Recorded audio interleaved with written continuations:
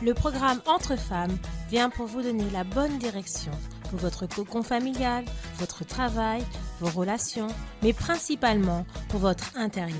Le but du programme Entre femmes est de vous donner la réponse à votre affliction en vous donnant la bonne direction pour vous donner la vision qui vient d'en haut. On est à l'antenne de Entre femmes. Chers amis, bienvenue à notre Entre femmes de ce mardi. Nous sommes toujours avec Monique. Bonjour Monique. Bonjour madame, bonjour tout le monde. Et nous sommes dans la continuité de ce moment que nous avons eu de l'autosoutien où nous devons avoir ce chemin d'introspection et pas suivre le chemin d'une construction personnelle dans une carrière, dans vouloir avancer, investir avec tant de projets. Si ce n'est pas fait avec Dieu qui dirige toute chose, qui est la base de toute chose, c'est impossible d'aller très loin parce que notre passé va toujours nous court-circuiter et va toujours vouloir mettre des embûches sur notre chemin pour qu'on reste paralysé. Et d'ailleurs, ça me fait rappeler aussi aux propos que nous allons avoir à la thérapie de l'amour où, bien des fois, certains vivent comme des statues de sel et restent paralysés parce que des situations dans leur passé les menacent et ils n'arrivent pas à aller de l'avant. Le passé, s'il n'est pas guéri, c'est pourquoi l'importance de la thérapie. S'il n'y a pas ce voyage introspectif, s'il n'y a pas cette attention pour mettre des mots, des situations, pouvoir les définir, au lieu de se définir comme telle personne et ne pas se donner d'opportunités, Dieu est là, il est le Dieu du oui, il est le Dieu du présent et il attend juste que la personne puisse s'approcher de lui et accepter le projet qu'il a pour elle. Oui, et c'est une vie lourde lorsqu'on ne regarde pas dans notre intérieur pour pouvoir retirer ce qui ça va pas quand on veut construire des choses dans notre vie sans vraiment être délivré des choses qui nous amènent à toujours revenir en arrière. Donc c'est vraiment très important de regarder à l'intérieur de nous, c'est ce qu'on a entendu dans le code d'autosoutien, de vraiment ne pas laisser les distractions parce qu'après les bénédictions de la vie, parce que quand la personne elle vient à Dieu, il commence à chercher bénédiction financière,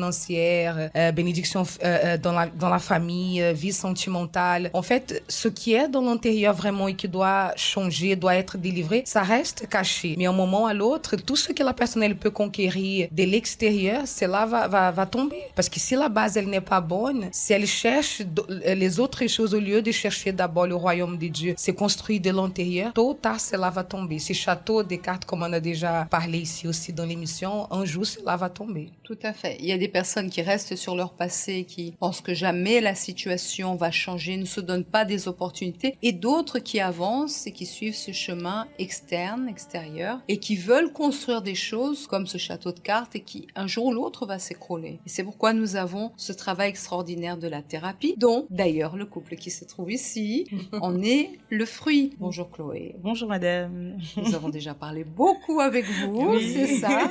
Oui. Et nous allons nous diriger vers votre époux, Monsieur Harny. Bonjour, comment Bonjour. allez-vous? Ça va, merci. On était en train de discuter tout à l'heure pour faire un peu plus ample connaissance. Vous allez voler la vedette cette fois-ci à votre épouse pour vous connaître un petit peu plus parce que, comme on disait tout à l'heure, s'il n'y avait pas ce travail introspectif et puis se connaître son passé, savoir d'où nous sommes venus, mettre des réponses à des situations qui peut-être nous ont forgés, formés, difficilement vous auriez su aller de l'avant et aujourd'hui avoir la vie que vous avez. Vous êtes à l'église depuis 2004 à peu près, c'est bien ça? Votre famille en tout cas. Oui. Vous êtes venu peut-être un petit peu plus tard, c'était un petit ça. peu...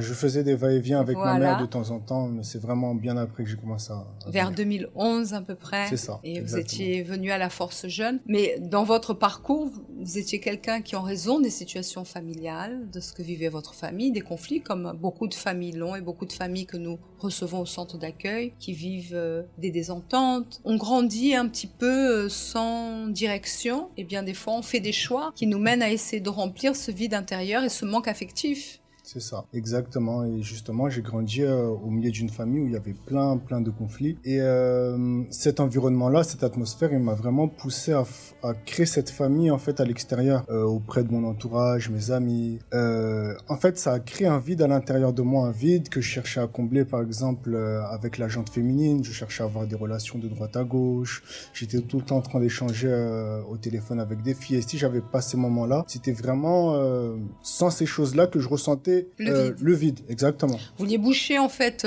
chaque ça. instant de votre temps pour pas vous sentir seul et Exactement. vide. Si j'étais pas avec mes amis ou si j'étais pas avec des filles, je me sentais totalement vide.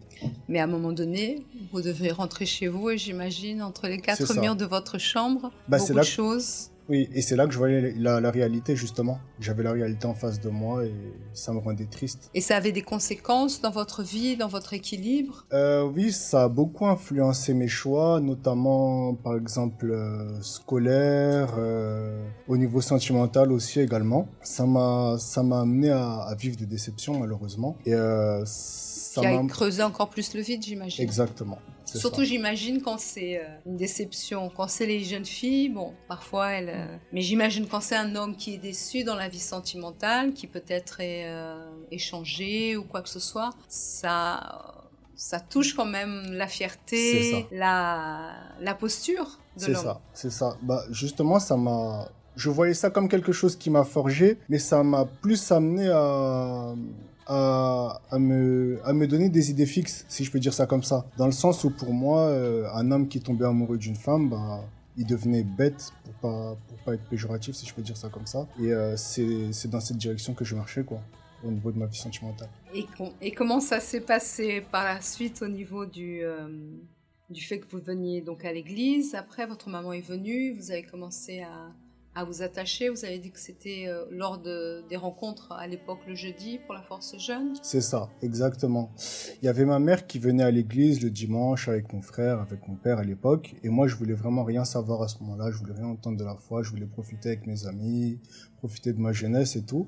Et pour qu'elle puisse arrêter de m'embêter, j'ai fait un deal avec elle. Tu arrêtes de m'embêter pour que je puisse venir le dimanche et je viens le jeudi au groupe jeune. À l'époque, il y avait la réunion Parlons-en. Et du coup, j'ai commencé à venir de fil en aiguille. C'était aussi pour éviter de rentrer à la maison parce que justement, j'avais la réalité en face de moi. Donc, je voulais vraiment rentrer le plus tard possible.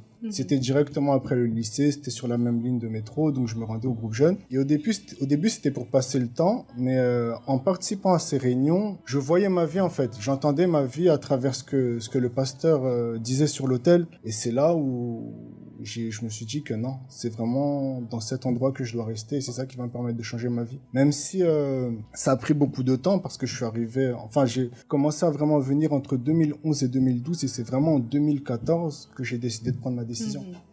Et dans ce temps-là, qu'est-ce qui s'était passé? Bah, c'était beaucoup de questionnements, c'était beaucoup de va-et-vient, je cherchais à prendre plaisir...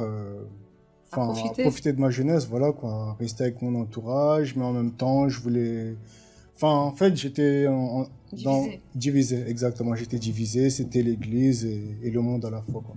Sauf qu'à un moment donné, je crois, vous vous êtes rendu compte que réellement, il fallait devenir une nouvelle personne pour pouvoir réellement changer de vie. Parce que sinon, jusqu'à quand ça allait...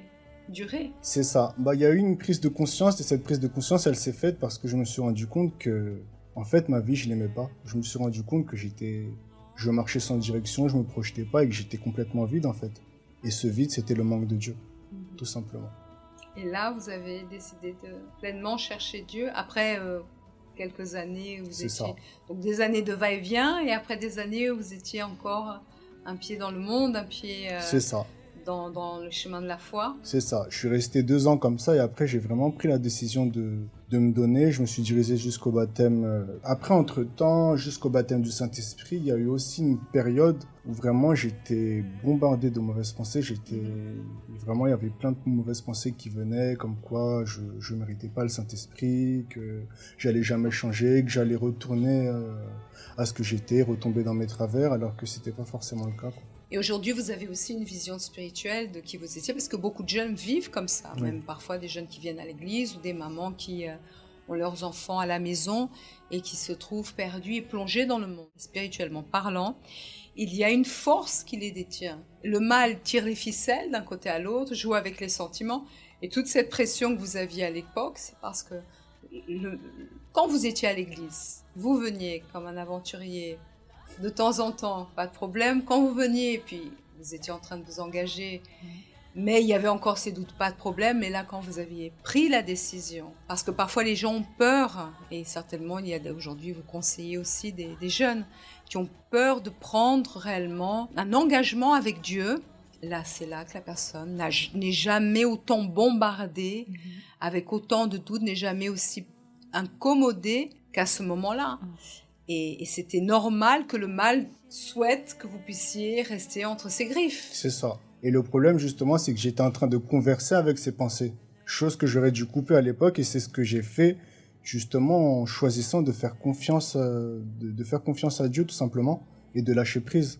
Et comment vous avez, au cours du temps, vous avez fait des propos, vous avez... Il y a eu le jeûne de Daniel à l'époque, il y a eu la campagne d'Israël, et c'est vraiment justement à travers le jeûne de Daniel, en 2014, oui, où j'ai vraiment choisi de renoncer à toutes ces choses-là et de me donner, enfin de lâcher prise. Parce que dans la pratique, bon, jeûne de Daniel, ça veut dire aussi couper avec les réseaux sociaux. C'est ça. J'imagine qu'à l'époque, vous étiez un petit peu, même bon, avant de connaître Jésus, un peu adepte. C'est ça, c'est ça. Et c'était vraiment difficile. C'était vraiment difficile, mais j'ai vraiment décidé de m'investir pleinement, de faire des choses que je n'arrivais pas à faire. Par exemple, ouvrir la Bible, c'était quelque chose que j'avais des difficultés à faire. Mais j'ai choisi d'attirer l'attention de Dieu, par exemple, de me lever la nuit, de prendre ce temps de méditer. Bien sûr, pas tout le temps, il y avait ces difficultés-là, mais je m'investissais pleinement dans ce sens-là pour attirer l'attention de Dieu. Et c'est ce qui s'est passé. Exactement, jusqu'au baptême du Saint-Esprit. Et ça s'est passé après, dans la foulée, dans ce moment où vous êtes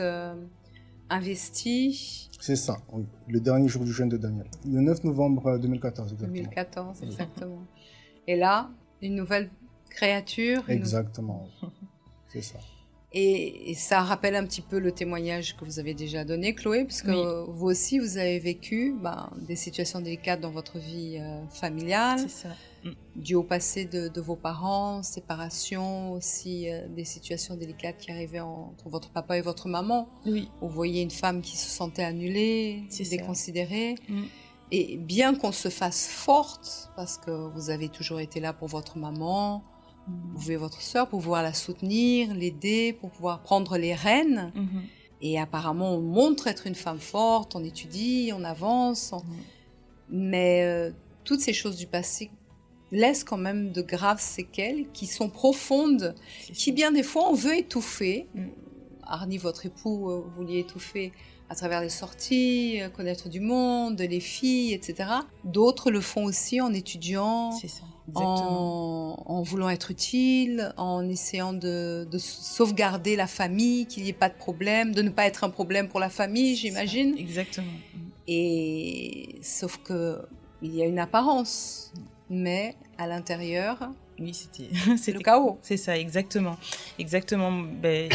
À contrario, d'Arnie, de mon côté, c'était ça. C'est que pour combler en fait tout ce que j'arrivais pas à avoir au sein de ma famille, je me suis forgé l'image de tu dois être forte, tu ne peux pas être faible, je pleurais jamais même devant ma famille, devant ma mère, devant mes sœurs, c'était toujours toute seule parce que je me disais toujours que je devais être forte et j'essayais en fait d'être le moins problématique possible, c'est-à-dire que je faisais en sorte de toujours me débrouiller toute seule, même pour avoir mon permis, pour avoir mon code, etc. C'était toujours toute seule et en fait ces situations familiales, c'est ça qu'elles ont laissé en fait, c'est que je me disais toujours que je devais tout intérioriser.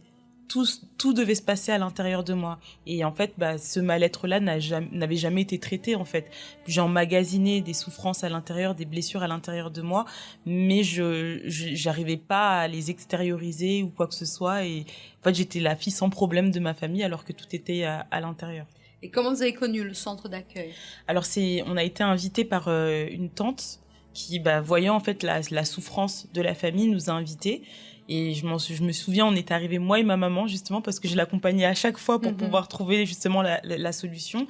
Et le premier jour où on est arrivé, en fait, pour moi, c'était... je me suis dit, c'est là. On va rester, c'est là où on va s'en sortir, c'est là où on va trouver, en fait, la solution pour nos problèmes.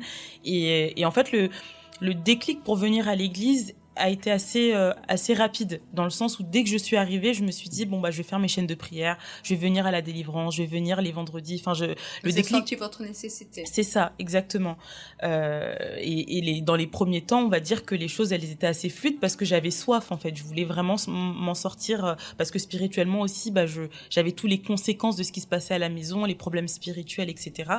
Et bah, de ce moment, de mon arrivée jusqu'à la délivrance, par exemple, ça a été, on va dire, délivrance des problèmes spirituels, ça a été assez rapide. Mais dès qu'on a commencé vraiment en profondeur et qui était de se confiance en Dieu, de croire dans la parole, de croire en moi, etc., c'est là où le parcours a été beaucoup plus long pour le coup.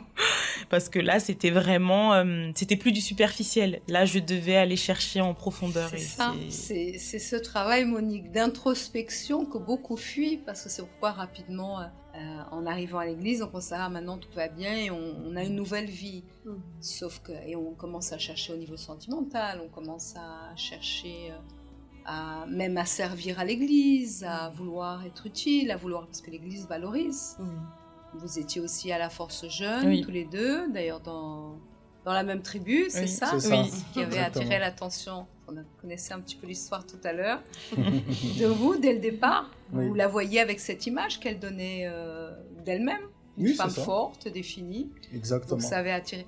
Mais vous imaginiez pas qu'elle avait encore tous ces bagages. Non, du tout. Pour le coup, pas du tout. Mais c'est vraiment les attitudes qu'elle prenait à ce moment-là qui, justement, moi aussi, m'ont influencé dans mon parcours, si je peux dire ça comme ça, m'ont poussé à me donner, à prendre des attitudes. Tout à fait. Chose qu'elle faisait à l'époque. Ouais. Mais le problème, c'est que bien des fois, combien de fois on voit des jeunes même investis, parfois dans la Force Jeune, dans l'évangélisation, dans ceci, là on est en train de préparer le grand événement aussi pour la Force Jeune qui va se passer quel jour ? 11 octobre. 11 octobre. La deuxième, ça va aller très vite. Oui. La personne s'investit, il y a des talents, etc. Sauf qu'au fond, elle est complètement chamboulée, vide. C'est un moteur pour elle, comme pour vous, c'était à l'époque aussi un moteur d'étudier, de pouvoir avancer, pour survivre. Vous, c'était sortie, etc. Bon, vos études aussi, puisque vous avez investi. Mais ça reste dans le superficiel. La personne ne veut pas, elle refuse de retourner dans son passé, de faire cette introspection qui est nécessaire pour répondre à ces questions, se voir avec les yeux de Dieu. Et c'est sûr que ça fait mal parce qu'on va devoir revenir à des situations, se comprendre. Mais lorsqu'on met des mots aux situations et on voit que ce sont des choses extérieures à nous, nous avons subi ces situations et nous ne sommes pas cette personne, nous sommes une personne que Dieu est allé chercher là au fond du puits et a ramené pour être traitée. Les choses sont différentes. On commence à prendre soin de notre âme et à voir que c'est la chose la plus importante parce que si elle n'est pas modelée, façonnée par le Saint-Esprit, elle sera toujours en quête de pouvoir avoir quelque chose qui la remplit. Oui. Toujours en train de patiner à l'intérieur de l'église en écoutant toutes les richesses qu'on écoute dans la maison de Dieu, mais il n'y a rien qui change. Et ça, c'est un travail aussi que le mal il fait à l'intérieur de l'église, parce que c'est vrai, imagine une personne qui arrive avec une maladie incurable à l'église, elle est désespérée pour avoir la solution de ses problèmes, des problèmes spirituels. Mais tout ça, c'est des choses qu'on voit que c'est facile. Tu agis ta foi, Dieu il va répondre. Mais c'est vrai que s'arrêter, et surtout quand la personne elle commence à penser que c'est le résultat de sa foi, qui c'est le thermomètre pour se dire « Ah, je suis bien avec Dieu ». Jusqu'à ce que la personne elle arrive à comprendre, non, ça c'est que de la paille. Je meurs aujourd'hui, tout ça, ça va finir. Mais mon âme, mon intérieur, et après la personne elle n'a même pas de structure pour pouvoir tenir les bénédictions qu'elle a eues. Parce que, comme on dit souvent, on arrive, imaginons, les jeunes, ils arrivent à l'église, leur plus grand souci, c'est de trouver, par exemple, un stage. Mais après, cela va passer. Tu vas avoir son diplôme, il y aura les choses sérieuses qui arrivent. Donc, on voit que plus on est là, on conquiert avec Dieu, on va vouloir plus. Mais l'âme de la personne, ce qui est la base, c'est là où on doit vraiment s'arrêter pour se dire non. Il faut vraiment changer ce qui est à l'intérieur. Il faut véritablement avoir une rencontre avec Dieu. C'est ça. Est-ce que vous avez découvert, quand vous vous êtes rendu compte, vous n'aimiez pas la vie que vous aviez, des choix que vous aviez pu faire, et qu'il fallait investir réellement dans votre vie intérieure et votre communion avec Dieu. C'est ça, exactement. Et justement, dans ce parcours-là, j'avais vraiment du mal à investir dans ce sens-là. Mais avec le recul, j'ai pu voir que non, c'est quelque chose que je devais faire, que je devais pleinement m'investir dans la méditation, dans la prière, chercher à entretenir ma relation avec Dieu, chose que j'avais vraiment du mal à faire. Et c'est justement dans ce jeûne de Daniel en question, j'ai été baptisé du Saint-Esprit, que c'est quelque chose que j'ai cherché à faire. Et Dieu vous a donné la condition parce qu'il a vu en vous ce désir. Exactement. Après la situation que vous aviez aussi au niveau familial, ce manque d'entente, d'affection, etc., ça a eu un impact aussi dans le fait de vous donner à Dieu, d'avoir confiance en ce Dieu qui est Père, qui prenait soin de vous, qui avait une attention pour vous. Forcément. De comprendre Dieu ainsi. Forcément, parce que j'ai grandi dans une famille assez rigoureuse, si je peux dire ça comme ça. Ça a généré un petit manque de confiance en moi, qui a influencé quasiment toute ma vie, si je peux dire ça comme ça, dans mes choix, dans mes décisions. Et forcément, ça a généré des doutes au niveau de ma vie spirituelle. Si je ne pensais pas que ma vie pouvait changer véritablement, que je pouvais être transformé, si je peux dire ça comme ça. Et vous, en fait, la famille n'imposait pas, j'imagine, mais c'est vous-même qui vous êtes imposé cette barre trop haute. C'est ça. Pour être parfaite et que jamais vous ayez une représaille ou que vous n'écoutiez jamais de quelqu'un ce que probablement votre maman écoutait. Exactement. Votre papa. C'était vraiment ça. C'est comme si je cherchais à combattre ce que ma mère était en train de vivre. Je me disais, je ne peux pas vivre ça, je ne veux pas vivre ça. Je transposais dans sa vie. Exactement, c'était vraiment ça. Et donc, chaque chose, chaque étape de ma vie, par exemple, pour un brevet, pour un bac, en fait, même quand j'avais une note, par exemple, 15 ou 16, j'allais peut-être pleurer parce qu'en fait, pour moi, je visais à chaque fois, je voulais tellement plus parce que pour moi, c'était important de me dire que je réussis, je réussis, je suis en train, et même dans ma tête, j'avais aussi cette pensée, je veux pas être une honte aussi pour ma mère, si elle doit pouvoir se réjouir de quelque chose, et donc je dois être, entre guillemets, la source de cette joie-là, on va dire ça comme ça, et donc dans cette quête-là, en fait, parfois même je m'oubliais, parce que même le choix professionnel, etc., c'était jamais vis-à-vis de... Je me suis assise, j'ai réfléchi, qu'est-ce que Chloé tu veux faire? C'était toujours, bon, je fais ça parce que si je fais ça, elle va être contente. Ça va être un honneur, on va dire ça comme ça. Et comment suivre cette voie, ce chemin, avec des bagages si lourds à porter qu'on se met soi-même? Et imaginez si, lorsque vous aviez commencé à avoir un intérêt pour Chloé, elle aurait dit oui, vous auriez aussi chargé ses bagages. Et elle aurait porté vos bagages. Pareil.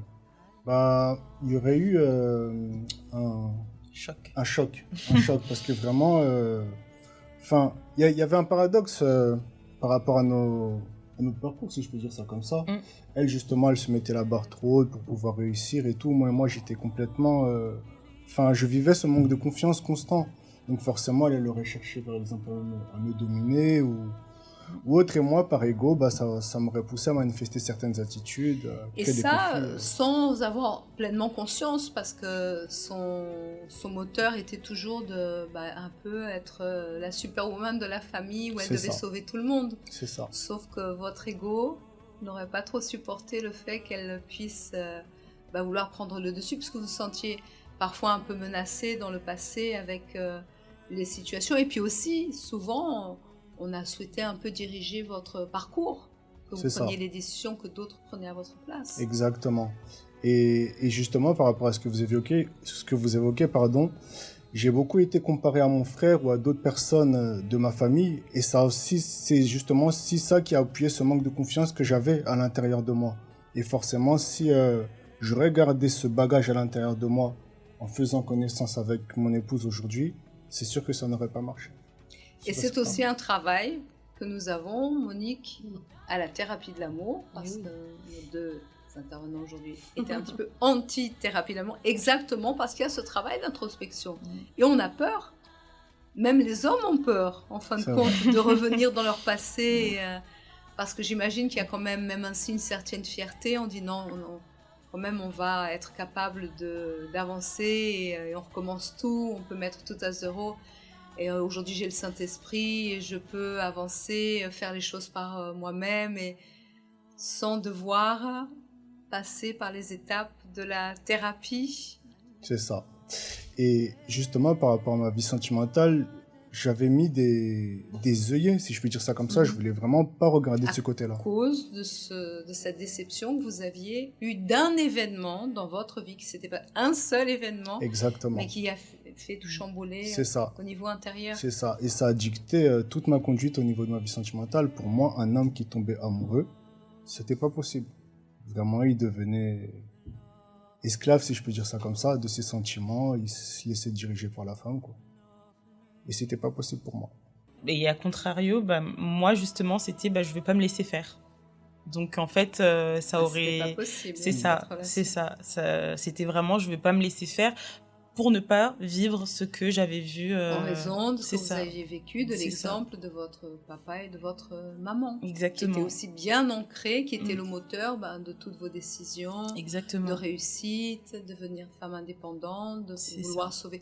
Toujours aussi avoir votre temps occupé pour toujours donner. C'est ça. Sans qu'on vous marche sur les pieds. Exactement. Et même quand on parlait tout à l'heure par rapport même à l'investissement au groupe jeune, etc. C'est vrai que au départ, quand j'ai vu que justement j'avais réussi à avoir la délivrance, etc. En fait, je voulais tellement me donner à Dieu parce que j'étais reconnaissante, mais j'ai pas justement pris le temps de regarder ce qui se passait vraiment à l'intérieur de moi. Donc je m'étais investie et j'étais vraiment contente de faire ce que je faisais.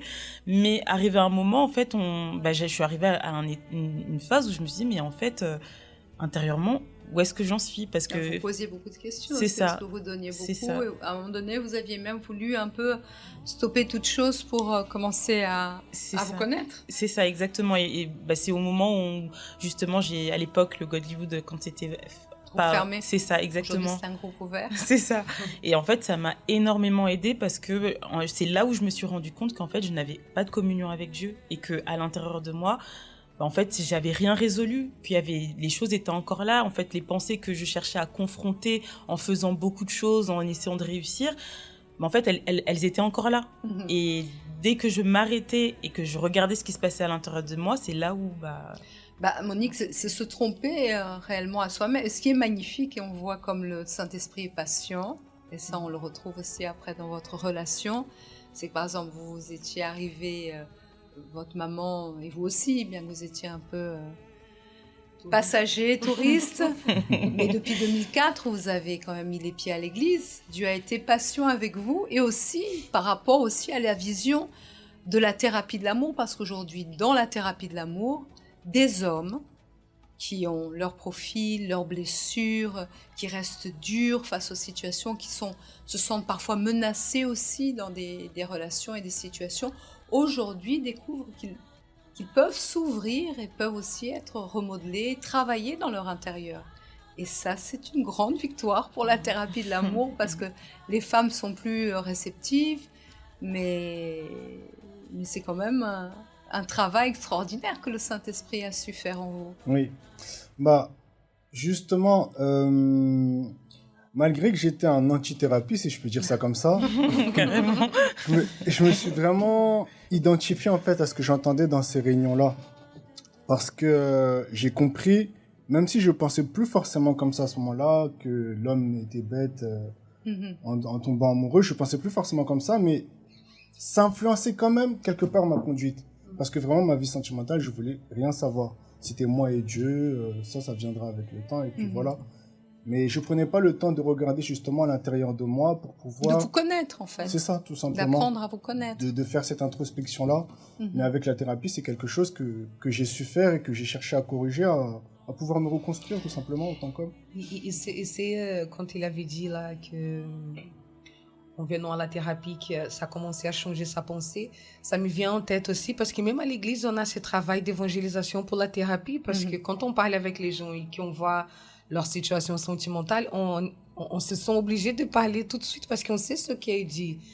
Il y a déjà eu des situations qu'on a parlé pour que les personnes viennent, et quand la parole sort de l'hôtel, on passe, on regarde le visage de la personne, parce que c'est ça, quand la parole vient, c'est impossible que la personne ne se reconnaisse pas, parce que tout ce qui est dit, c'est ce qui se passe. La personne, elle se prive. Tout à fait. Et de cette résistance à se faire du bien à soi-même et à son âme, on le voit aussi lors de la rencontre de l'autosoutien, où beaucoup Oui. encore résistent, et même par rapport à l'intellimène.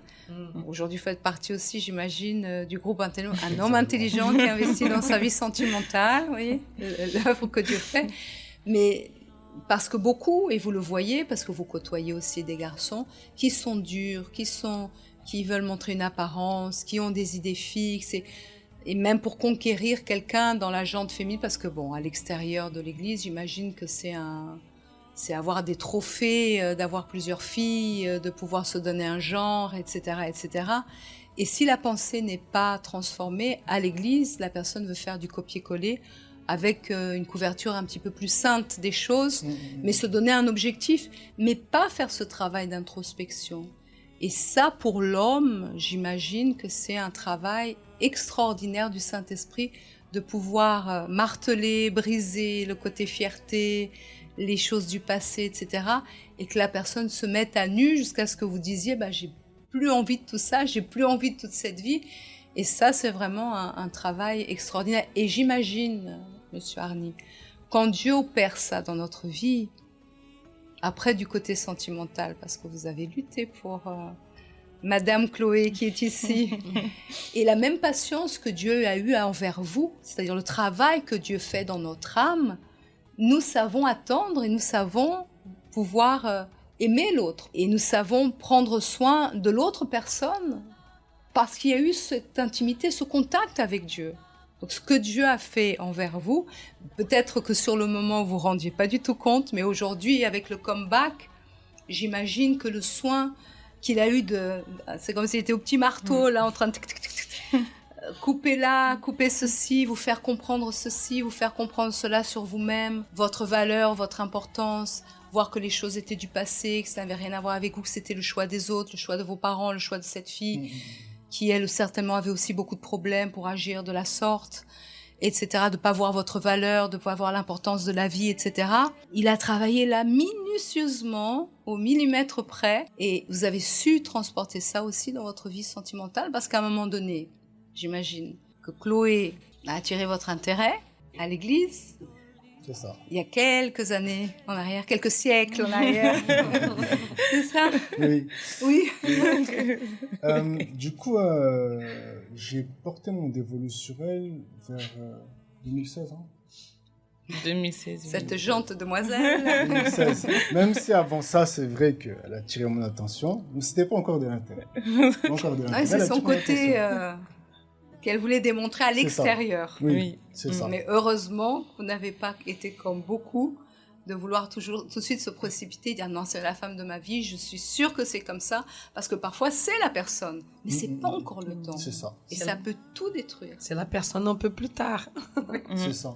C'est l'autre version Oui. améliorée C'est ça. par le Saint-Esprit. Et oui, du coup, c'est à ce moment-là que j'ai eu cet intérêt envers elle et que j'ai fait ce pas, je l'ai approché et je lui ai fait comprendre que voilà, j'étais intéressé. Attendez, il faut remettre les choses en place, parce qu'avant, vous avez parlé avec Oui, les les pasteurs. autorités, parce que Exactement. sinon, feu vert. Là, vous ouvrez toutes les portes pour... Oui, oui, Il y allez a- voir les autorités, attention. Il y a eu le propos, Oui. après avoir... dans un cadre. fait le C'est ça, propos, exactement, donc oui. tu es parti. Dans le cadre d'un propos de la thérapie de l'amour, qui était C'était le avec propos une de la rose. rose. C'est ça, le La propos de la fameuse rose. rose. Exactement. Du coup, je l'ai approché, je lui ai démontré cet intérêt-là que j'avais. C'était d'ailleurs aussi, à un moment donné, on avait aussi fait avec les ouvriers, avec ceux qui étaient un petit peu plus avancés et depuis longtemps dans l'église, etc. C'est pas le premier venu, Non, non. c'était quelque chose de réfléchi. C'est ça, exactement, exactement.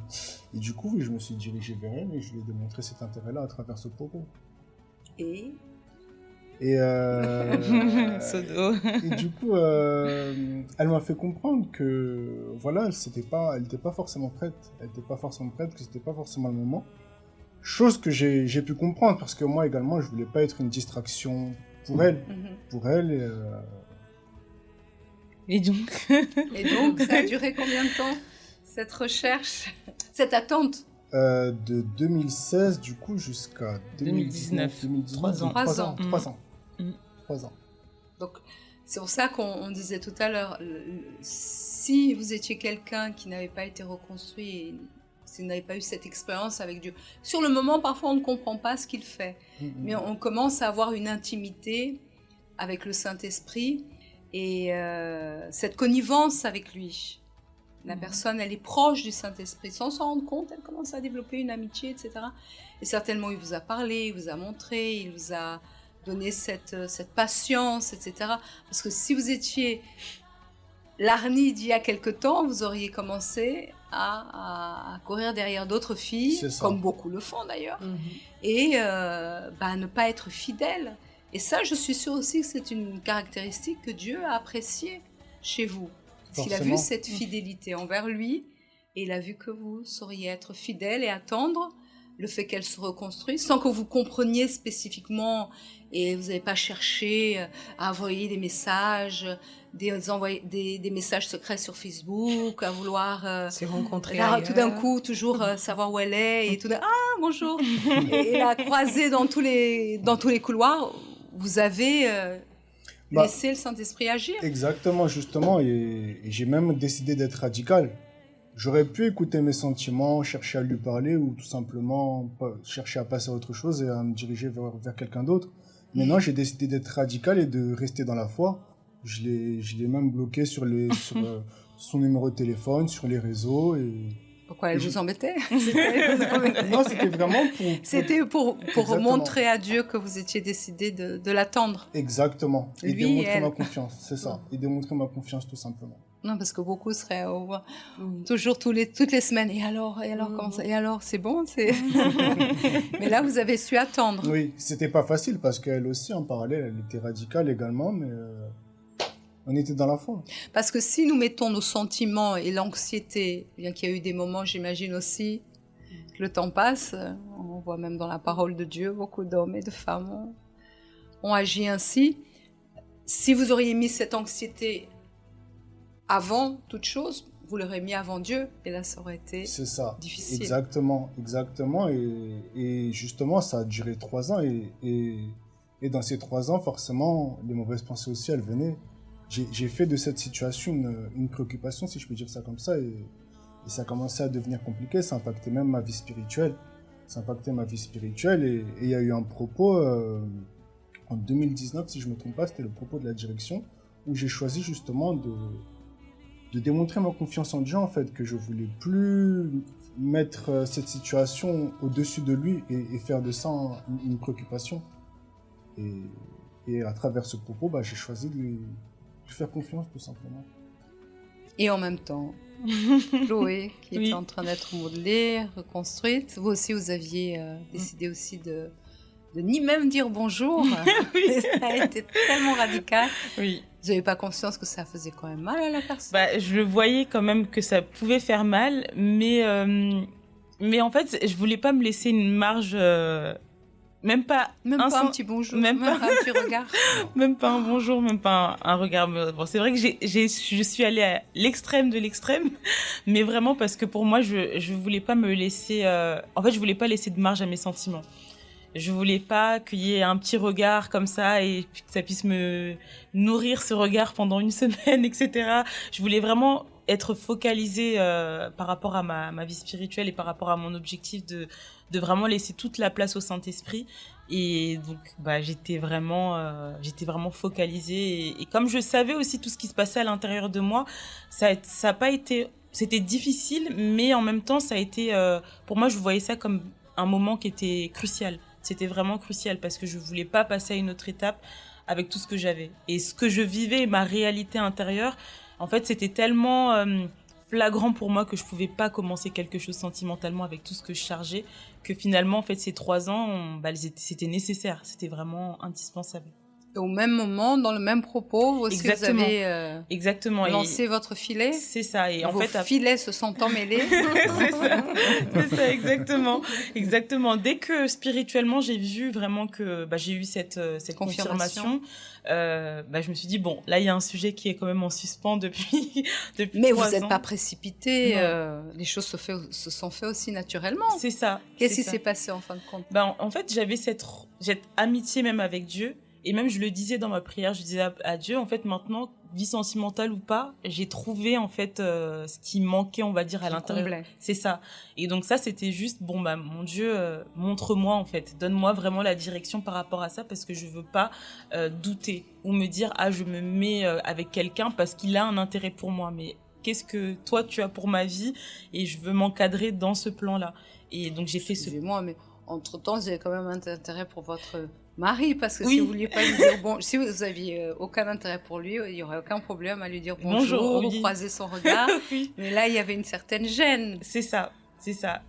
Oui, il y avait cet intérêt. C'est pour ça, justement, que j'étais radicale, parce que je savais que sinon, mes sentiments pouvaient parler, etc. Et donc, Mais vous vouliez quand même la confirmation de Dieu à C'est ce ça. sujet. C'est ça. Et donc, j'ai fait le même propos en demandant la direction. Et Les filets se sont emmêlés. C'est Et ça. quelques jours après, ça a été rapide après. C'est ça.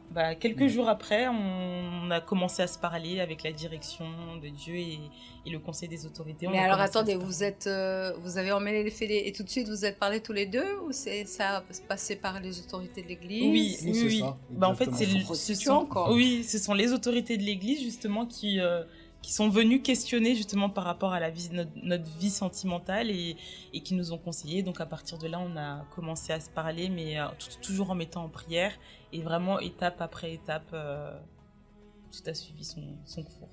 Et devant la France entière. Oui, vous voyez comme Dieu a opéré, et vous voyez comment Dieu a préparé votre époux, et qui aussi a su attendre. Tout à l'heure, votre époux était en train de parler et j'ai pu voir ce regard qui brillait d'admiration pour votre époux, c'est bien ça? Oui, non, vraiment, j'ai vu l'amour de Dieu à travers tout ce parcours et À encore travers son caractère. oui. Allez-y, listez les Oui. choses. Oui, son caractère, même sa fidélité en fait, la fidélité, parce que il m'avait dit je te donne ma parole que je vais t'attendre, et Comme un chevalier qui attendait la belle au bois dormant qui était endormie pendant... pendant cette année. Mais vraiment, et c'est ce qui m'a même marqué pendant tout ce temps, c'était vraiment la parole qu'il avait donnée, il était resté ferme sur cette parole. Et quand vous déviez le regard et vous ne lui disiez pas bonjour, Oui. vous ne vous rendiez pas compte que vous lui faisiez du mal? Je voyais quand même que ça le touchait, parce que On n'en rajoute pas. quand même, ça te touchait. Tu peux Parce que quand même, vous confesser. l'avez dit que vous alliez l'attendre toute Oui. votre vie, si c'était même dans le groupe Caleb. Je sais pas. C'est ça. Mais On n'est pas vraiment- arrivé là. Mais, Oui, mais quand même, vraiment- vous étiez 15 ans. C'était la fin des teens, là, les benjamins de la force jeune. C'est ça. Et vraiment tout ce temps, mais même avec le recul encore aujourd'hui, en fait, tout ce temps, en fait, c'est là où j'ai vu vraiment que c'était un temps qui était vraiment nécessaire, et même toutes les, on va dire, les difficultés, les luttes par lesquelles j'ai pu passer, en fait, tout ça, ça a été la formation, en fait. Dieu était en train de me former par rapport à toutes ces situations que j'ai dû vivre, parce que parfois on pense à la vie sentimentale, on pense à se marier, même une fois qu'on a reçu le Saint-Esprit, mais on se rend pas compte que tout ce qu'on vit dans notre famille, en fait, c'est une préparation. Tout est une préparation, parce que tout ce que j'ai appris avec par exemple, les situations que ma maman a affrontées, comment j'ai maintenant à ma place de fille, et comment Dieu était en train de travailler à travers des situations, c'est là où j'ai appris des choses comme repasser, à faire à manger, etc. Mais maintenant... Et vous préparez déjà pour... C'est ça. Et aujourd'hui, j'imagine que les situations, les problèmes, les difficultés, même au niveau familial, il y a des situations qui peuvent encore arriver. Mais aujourd'hui, ça ne chamboule en rien votre couple, ça ne remet en question rien. Aujourd'hui, d'ailleurs, vous êtes des heureux parents d'un petit bout de chou qui, d'ailleurs, voulait participer tout à l'heure. Bien éveillé. À chaque fois, je le vois dormir, mais aujourd'hui, il voulait papoter. C'est ça, exactement. Et j'imagine qu'il y a toujours... Tout à l'heure, vous nous disiez aussi que vous n'imaginiez pas être mère, puisque vous avez vu votre mère souffrir. Cet impact qu'il y a du passé qui doit être remis en ordre. Exactement. Mais en fait, c'était vraiment... J'avais même pas la vision vraiment d'être maman, d'avoir un enfant. C'est Donc même quelque vous aviez chose dit à votre époux aussi que... Oui. Ben, c'était un Tout de des... suite, vous aviez mis des limites là. C'est ça, c'est ça. Moi, je me souviens, à chaque fois, on débattait sur la période d'attente jusqu'à avoir un enfant. Et moi, je poussais à chaque fois, même 5 ans. Parce qu'en fait, j'avais Tu es en cette train de idée... négocier. C'est ça. J'avais cette idée, encore un peu de vouloir être, on va dire, une maman parfaite. Vraiment, et de pas... Je comprenais pas que c'était Dieu qui allait, le Saint-Esprit qui allait faire cette œuvre et qui allait me donner, en fait, les conditions d'être la maman, en fait, que Dieu voulait que je sois et pas celle que je voulais pas être du fait de tout ce que j'avais vécu, en fait. Et vous, de votre côté de papa, parce que vous avez aussi ce dilemme et ce vide, j'imagine, dans ce sens, dans votre enfance. Et aujourd'hui, vous avez cette responsabilité. C'est ça exactement. Moi, au contrario, j'étais pas non plus pressé de devenir parent, mais j'avais pas cette peur de passer par cette étape, parce que je savais que c'était un processus et que dans cette étape que j'allais passer, Dieu allait me préparer dans tous les cas, et que n'importe quelle situation par laquelle j'allais passer allait être une préparation pour moi. Donc ça s'est fait naturellement. Ça, c'est la reconstruction que le Saint-Esprit a fait dans votre vie. Exactement. Et le fait aussi d'attendre Jacob qui attendait Rebecca après passer par Léa. 7 ans d'attente, disons. Ça vous a aussi reconstruit et donné une structure spirituelle. Exactement. De savoir attendre, de savoir dépendre du Saint-Esprit, de savoir confier en lui, de ne pas vous faire court-circuiter par vos propres sentiments. Parce que, et contrairement à Chloé, de ne pas négocier avec ses sentiments. Ça viendra quand Dieu voudra. Exactement. Toutes les étapes par lesquelles je suis passé ont été une préparation pour moi, que ce soit dans mes études, que ce soit dans ma vie sentimentale. J'ai pu voir qu'en fait, Dieu a permis que ces moments-là m'ont permis de me préparer, que ce soit en tant qu'homme, que ce soit dans ma vie spirituelle. Tout à l'heure, elle a évoqué le fait qu'il y a des situations qui l'ont amené, par exemple, à apprendre à repasser, à faire à manger. Moi, c'était la même chose. Par exemple, il y a un moment donné où je suis passé par un désert au niveau de ma vie professionnelle, par exemple. Et c'est un moment où j'ai pu apprendre, par exemple, à investir dans ma famille. Par exemple, en faisant les courses, en aidant pour le loyer. Quoi d'autre encore? En apprenant à faire à manger. En assumant des Exactement, responsabilités. c'était une préparation, tout simplement. Et l'étape, justement... où j'allais devenir parent, pour moi, c'était la même chose. Peu importe l'étape par laquelle j'allais passer, j'allais me préparer dans tous les cas. Donc, ça ne me faisait pas peur. Et contrairement à beaucoup de jeunes, Monique qui se lamente, je dois rester à la maison maintenant pour m'occuper des petits, ma mère, alors que la mère, elle travaille, peut-être elle est toute seule.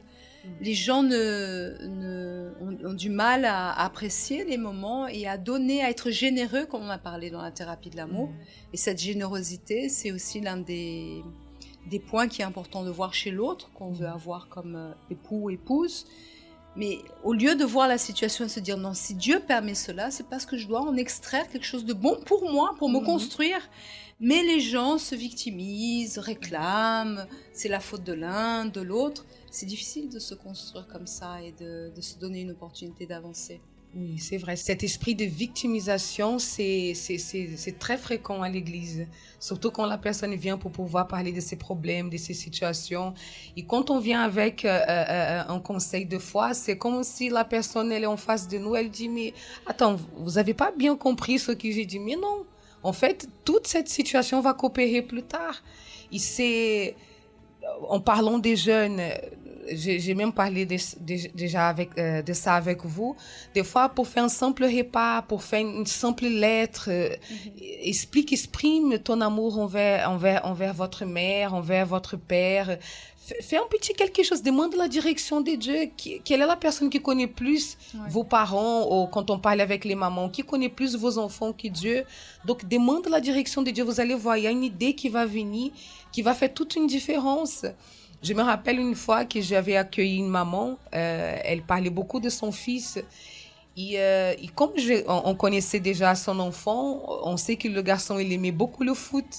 Et après, j'avais dit, mais madame, est-ce que vous avez déjà été assise à côté de votre fils pour assister au match avec lui? Elle m'a regardé comme si c'était la chose, moi, madame, m'asseoir à côté de moi. J'ai dit, oui, faites le popcorn, allez-y. Elle a résisté au moins 3 semaines. Et je me rappelle que quand elle a dit, madame, j'ai même acheté le maillot.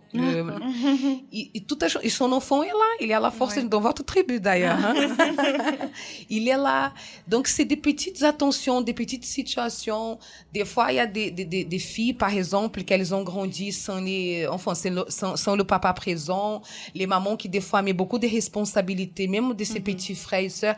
Enfin, tout ça coopère pour plus tard. Tout à fait. Mais parfois, là, dans la situation même de cette maman, elle a, j'imagine, tellement résisté parce que peut-être elle n'a jamais eu ça dans sa vie. Comment faire? Mais j'ai jamais vécu, elle n'a jamais eu de référence, d'exemple.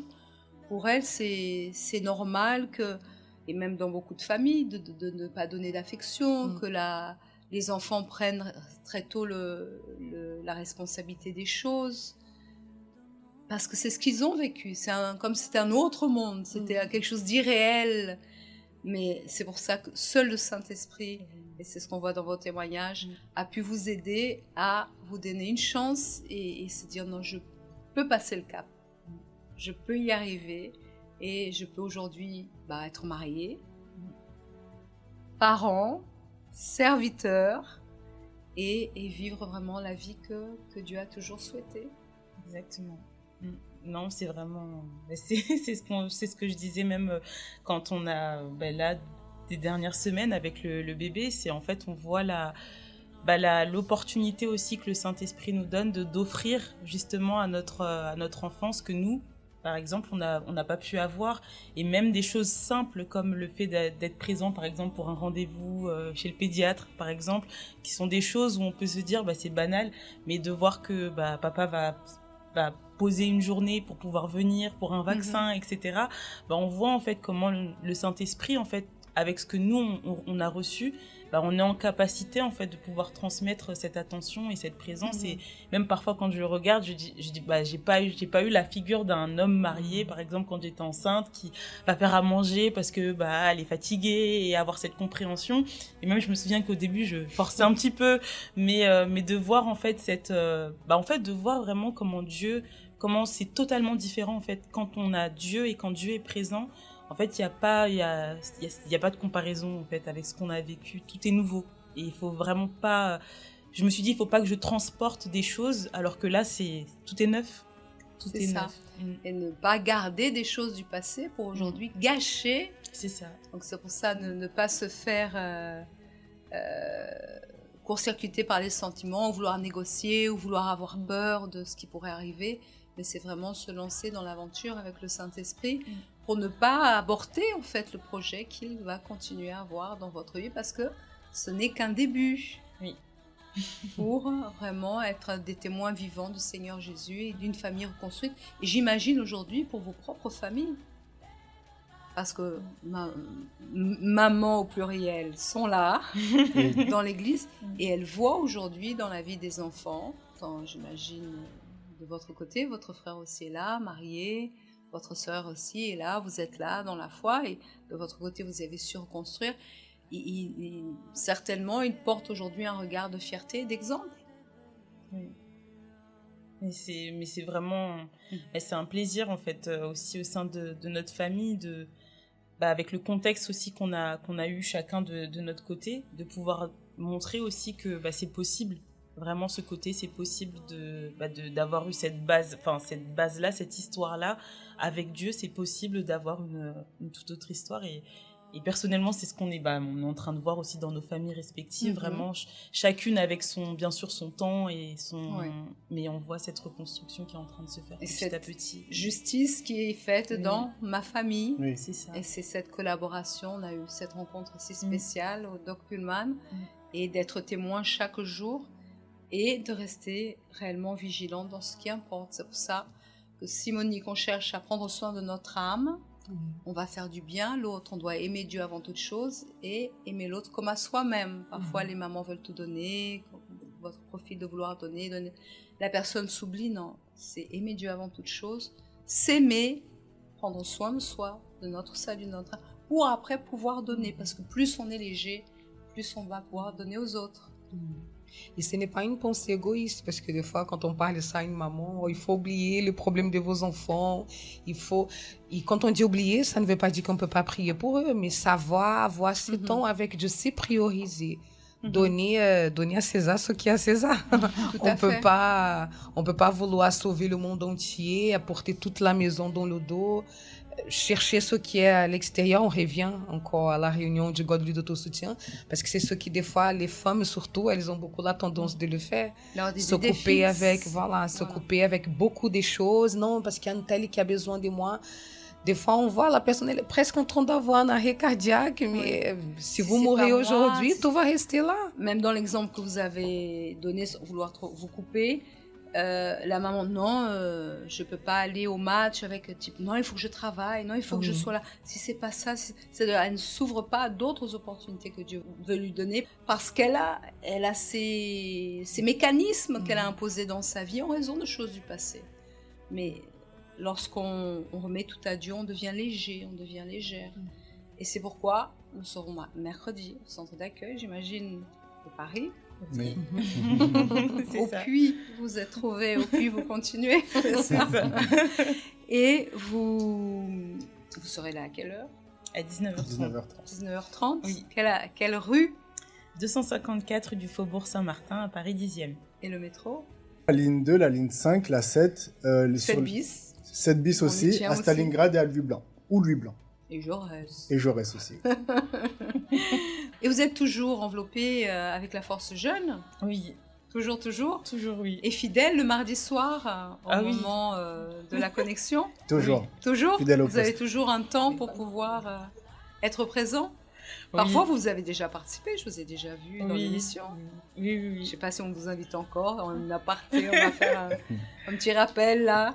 Ils sont là tous les mardis sans être là en physique, mais ils sont Mais ils étaient là aussi avant, peut-être avant que vous puissiez être parents. C'est ça, exactement. De l'enfant, mais qui sait s'il va y avoir une émission avec jeunes parents, c'est une idée. Mais cette semaine, oui, c'est une idée.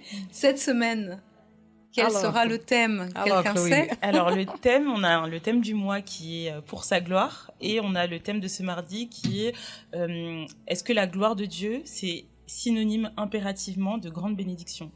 Parce que au niveau des jeunes, on a parfois cette confusion-là de gloire de Dieu est égale à grande bénédiction, grande maison.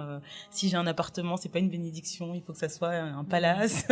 Donc on va aborder un peu ce sujet pour resituer un peu, selon la parole de Dieu, qu'est-ce que vraiment la gloire de Dieu? Il faut les inviter, elle est déjà en train de faire la connexion en direct. La tête de la connexion folle. Donc à partir de quelle heure? C'est bien de rentrer déjà vers 19h55, mais à 20h pile sur les réseaux de la FGU. Ce mardi spécialement. C'est ça. Et on souhaite que vous puissiez être tous présents. Mercredi, nous serons là. Jeudi pour la thérapie. On continue à se connaître, à développer les choses. Avec un nouveau propos d'ailleurs que nous aurons du sel. Et on continue dans cette lutte. En tout cas, ça a été un plaisir de vous avoir. Nous aussi. Surtout, c'est un plaisir d'avoir les époux, parce que c'est vrai que chacun a une pensée. La pensée de la femme, la pensée de l'homme est différente. On pense qu'on se met ensemble avec quelqu'un et ça va être un long fleuve tranquille, un havre d'amour, etc. Mais chacun a sa pensée, chacun doit apprendre à se connaître. Et c'est extraordinaire quand on a l'opportunité aussi de voir le témoignage, la foi, comment Dieu a opéré, comment Dieu a agi à travers les époux. Ça a été un plaisir de vous avoir. Également. Pareillement Chloé, toujours fidèle au poste. Oui. La famille se multiplie. Oui. La prochaine fois, ça sera combien? Le 3e enfant? Non. Peut-être pas. Avant le 3e, vous viendrez sur les plateaux. Mais ça veut dire qu'elle pense savoir plus. Avoir une équipe. Une équipe de foot. Merci beaucoup d'être vous, encore madame. ici avec nous. Et puis nous nous retrouvons très bientôt sur les plateaux de l'Entre-Femmes. Que Dieu vous bénisse à tous. Un excellent mardi.